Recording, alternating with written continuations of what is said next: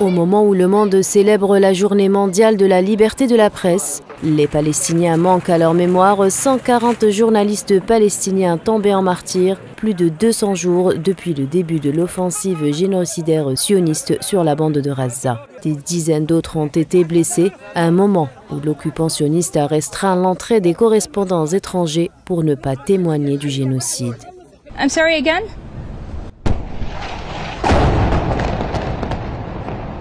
Quotidiennement confrontés à la mort, les journalistes palestiniens poursuivent leur témoignage du génocide à Gaza malgré les difficultés et les risques liés au déplacement sous des tentes avec leurs familles également menacées.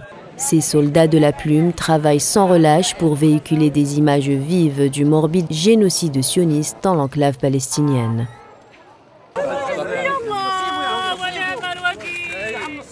Cette offensive génocidaire est la plus meurtrière jamais enregistrée pour les médias. Les gilets floqués avec le mot presse font que les journalistes soient sujets aux attaques sionistes, facilement identifiables, quotidiennement pris pour cible par le génocidaire sioniste qui met tout en œuvre pour les brider et ainsi falsifier le cours de l'histoire.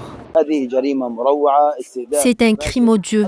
Notre confrère a été ciblé par les fractionnistes, le tuant sur place et en direct. Son corps a été déchiqueté. Ces crimes odieux sont la réalité que vivent les journalistes et les agences palestiniennes, jour et nuit, ciblés.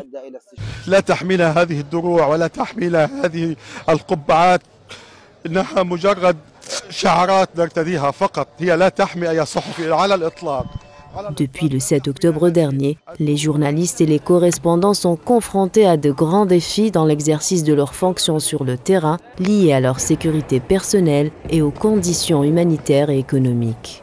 Nombreux d'entre eux ont perdu la vie lors de raids visant spécifiquement leur maison, et ce, en échange de la transmission de la vérité. D'autres ont été grièvement blessés et certains croupissent encore à ce jour dans les geôles sionistes, tandis que beaucoup ont été contraints de fuir vers des zones moins violentes à l'intérieur de Gaza.